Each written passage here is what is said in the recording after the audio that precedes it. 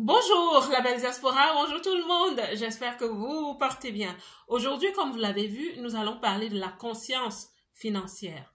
Qu'est-ce que la conscience financière? Restez jusqu'au bout. Si tu ne me connais pas encore, je suis coach Marcel Ange, certifié en développement personnel depuis 2016. Mon humble mission est d'encourager, de booster la femme dans la diaspora, celle-là qui a pris la ferme décision de réussir sa vie loin de chez elle. Maintenant, de plus en plus, je parle à la femme avec un leadership émergent et même à la femme leader dans la diaspora. Cette vidéo va parler à tout le monde parce que l'argent est bien pour tout le monde. Nous en avons tous besoin. Que tu sois salarié, entrepreneur, investisseur ou même femme à la maison, quel que soit ce que tu fais dans la vie, tu as besoin d'argent. Parce que nous sommes sur un big marketplace. Nous sommes sur la place du marché. Tout s'achète sur la terre. Mais si tu souhaites avoir et retenir de l'argent dans ta vie, cela commencera par un éveil personnel en ce qui concerne la valeur de l'argent.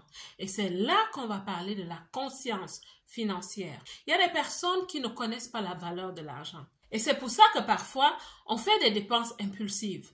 Parce qu'à ce moment-là, fatidique, on oublie la valeur de l'argent. Alors, en quoi consiste la conscience de l'argent? Elle consiste à plusieurs choses. Je te parlerai d'abord de la psychologie de l'argent. Que tu le veuilles ou pas, tu as un rapport psychologique avec de l'argent. C'est pour ça que tu te comportes comme tu te comportes avec cet argent. Il y en a qui connaissent la valeur de l'argent. Ils traitent bien l'argent. Il y en a qui ne connaissent pas la valeur de l'argent. Ils ne savent pas le chercher, ils ne savent pas le maintenir, ils ne savent même pas le multiplier. Il y a une psychologie derrière l'argent. Tout dépend aussi de comment tu as été éduqué. Il y a une mémoire de l'argent. Qu'est-ce que je sais par rapport à l'argent? Quand j'étais en famille, dans la société, quand j'étais plus jeune, l'environnement dans lequel j'ai grandi, qu'est-ce qu'on me disait de l'argent? Cela a créé en toi certaines forteresses même, certaines pensées limitantes. Pour certaines personnes, elles ne sont pas limitantes. C'est des pensées qui les aident à fructifier de l'argent, à bien trouver de l'argent dans la vie et à le garder. Qu'à cela ne tienne, énormément d'entre nous avons eu ces forteresses qui ont été des pensées limitantes, des barrières qui nous ont empêchés de gagner de l'argent et même quand on le gagnait, de savoir l'entretenir. Certaines personnes pensent que l'argent n'est pas bien. Pourtant, c'est des personnes qui sortent tous les jours pour aller travailler. C'est comme utiliser le frein et l'accélérateur en même temps. Ça ne marche pas. C'est une double injonction que tu donnes à ton cerveau. Tu n'aimes pas l'argent parce qu'il y en a qui disent que ceux qui gagnent de l'argent font quelque chose de mal et certaines personnes qui n'aiment simplement pas voir des personnes riches. Il y a des gens qui n'aiment pas voir des personnes riches. Je l'ai constaté en entreprise. Il y a des collègues, par exemple, quand ils voient un grand dirigeant de l'entreprise passer, leurs commentaires sont très étonnants. Pourtant, ils sont là à se demander quel est le jour où j'aurai une promotion. Mais tu veux une promotion, mais tu es contre ceux qui ont des promotions plus élevées que la tienne. Ça ne marche pas. La double injonction. C'est une barrière, c'est une pensée limitante, c'est un blocage, la psychologie de l'argent.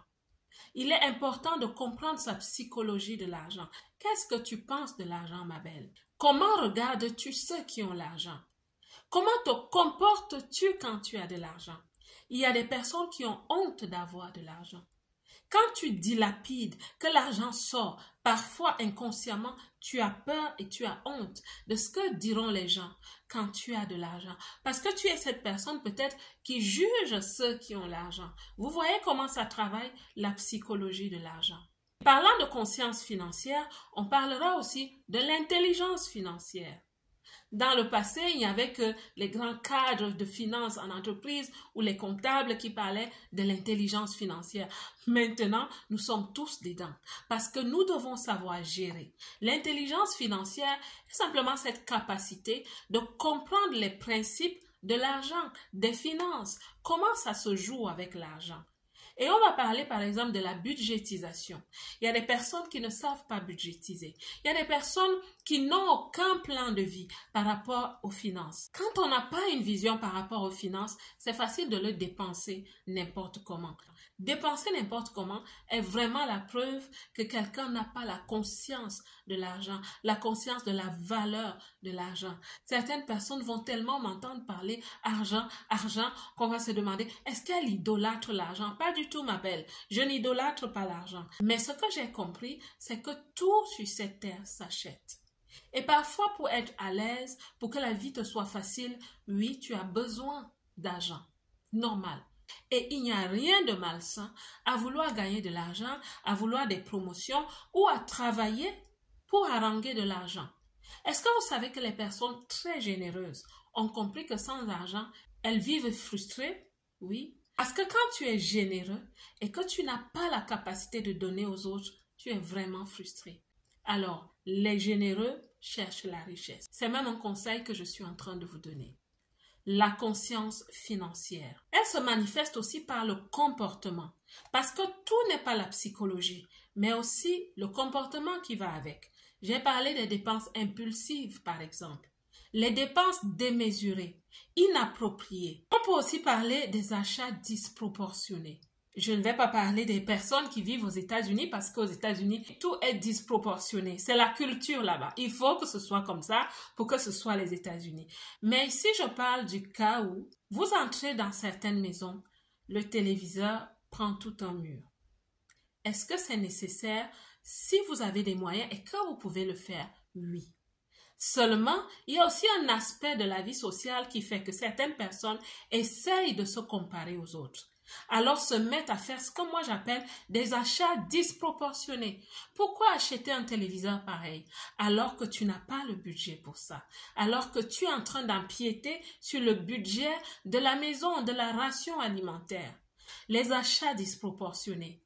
Une sœur, une amie a acheté des chaussures Loulou, Boubou, Tintin et tu te dis, moi aussi je dois les mettre dans ma vie. Mais tu n'es pas prête, ma belle, parce que la rentrée scolaire approche. Parce que tu t'étais promise qu'avec cette tontine, tu vas inscrire tes enfants à des écoles privées afin de les préparer pour un avenir très grand. Mais aujourd'hui, tu es dans les loulous, boubou, tintin parce qu'il faut que quand tu as une fête et que tu croises tes jambes, qu'on voit que la semelle est de cette couleur. Tu sais de quoi je parle. Mais ma belle, non. Ça, c'est un achat impulsif, mais aussi disproportionné. Tu ne peux pas encore acheter cette chaussure. Et dans la diaspora, ma belle, nous devons faire très attention. C'est vrai que partout, il faut faire très attention, mais nous savons, on se comprend. Quand on est loin de chez nous, même pour ceux qui sont en couple, il y a des moments où on ressent qu'on n'est pas en famille, que les siens ne sont pas proches, qu'on n'a pas cette personne qui viendra garder l'enfant quand tu souhaites sortir. Donc, tu vas avoir une nanny de temps en temps et il te faut de l'argent pour ça. Tu auras des personnes qui viendront t'aider pour certaines tâches. Vous savez, moi, quand je pose des choses comme des rideaux, je ne me gêne pas. Je prends un prestataire et ça coûte de l'argent. Disons simplement qu'un jour, ton réfrigérateur tombe en panne. Comment vas-tu faire? Tu n'es pas en Afrique où tu pourrais aller chez la voisine pour lui dire, ma belle, tu sais, ma soeur, pourrais-tu garder mes aliments pendant peut-être une semaine, le temps que j'achète mon réfrigérateur? Non. Donc, tu dois toujours être prête à avoir cet argent parce que tu en as dans tous les cas besoin. Donc, la loulou, boubou, tintin, programme-la pour 2 ans, mais programme-la, budgétise-la, planifie-la. Sur le court, moyen ou long terme, les achats disproportionnés sont une preuve que tu n'as peut-être pas la conscience financière. Maintenant, je vais te parler de quelque chose que tu me diras, mais c'est tellement indirect, c'est tellement contourné. Je te parlerai des relations. Les personnes que tu attires dans ta vie, surtout celles que tu retiens et que tu gardes. Ces personnes avec un état d'esprit, justement, d'achat impulsif, par exemple. Des personnes qui ont des pensées limitées par rapport à de l'argent. Quand tu souhaites réussir dans la vie, au niveau financier, il y a des personnes que tu ne peux pas avoir dans ta vie. Parce que c'est des personnes qui vont te juger d'arrogante. Ces personnes n'ont pas une certaine conscience financière parce qu'elles ne pensent pas forcément à l'avenir. Elles ne pensent pas forcément à épargner. Elles ne pensent pas forcément à réaliser de grandes choses. Et si tu souhaites réaliser de grandes choses dans la vie, ma belle, tu as besoin de travailler sur ta conscience financière, tes actions par rapport à l'argent et tout ce que tu réalises dans la vie. Donc, ce type de personne risque de saboter ta bonne conscience financière. Et il y a un autre groupe de personnes dans la diaspora qui manquent vraiment de conscience financière. Et je ne suis pas dans le jugement, je suis juste dans le constat. Il y a des femmes dans la diaspora qui n'ont pas encore compris que vivre aux dépens de l'État est une très mauvaise chose sur le long terme, pour elles-mêmes, pour leur famille et pour les enfants. Parce que sur cette chaîne, je vous encourage toujours à tout faire, à faire tout ce que vous pouvez pour garantir à vos enfants de devenir les leaders de demain, de devenir les gouvernants de demain.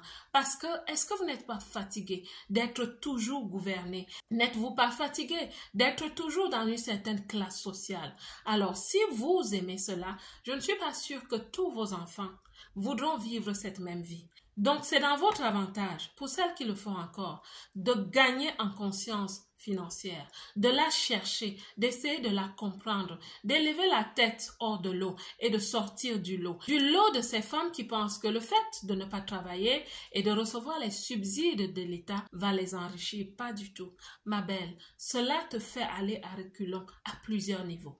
Parce que quand tu es obligé de rester à la maison pour garder plusieurs enfants, tu n'étudies pas, tu n'avances pas dans la vie, tu n'es pas actualisé, tu ne vis pas dans une certaine société, tu ne t'élèves pas. Et le jour où ces enfants partiront, c'est toi qui auras perdu. Les enfants, c'est des bouts de chou. Les enfants, ils sont bien. Qu'à cela ne tienne, ce n'est pas un ticket gagnant que de vivre au social. À long terme, ma belle, ça ne te servira vraiment pas. Donc, je te conseille de te réveiller. Ne vis plus à moitié endormi, à moitié éveillé par rapport à tes finances, à la sagesse financière, l'intelligence financière. Ma belle, lèvons-nous toutes pour la conscience financière. Pour certaines personnes, ce sera à un niveau bien plus élevé et j'espère que cette vidéo va vraiment parler aux belles dans la diaspora, qu'elle va vous dynamiser. Vous les belles qui devenez des leaders et vous les leaders, ne nous trompons pas, nous sommes à l'étranger. Alors, nous devons avoir des stratégies de vie qui vont pérenniser nos vies. L'argent est utile. Devenons ces femmes qui ont l'art de manager l'argent, l'art de chercher l'argent pour le pérenniser, pour le multiplier. Si tu n'étais pas éveillé à la conscience financière, commence à chercher à acquérir de l'intelligence, de la sagesse dans ce domaine. N'aie plus peur d'avoir de l'argent. N'aie plus peur de garder de l'argent et de le multiplier. N'aie plus peur parce que tu en as besoin. Et tes enfants en ont aussi besoin. La belle diaspora, que Dieu vous bénisse. Quant à moi, comme d'habitude, je vous aime.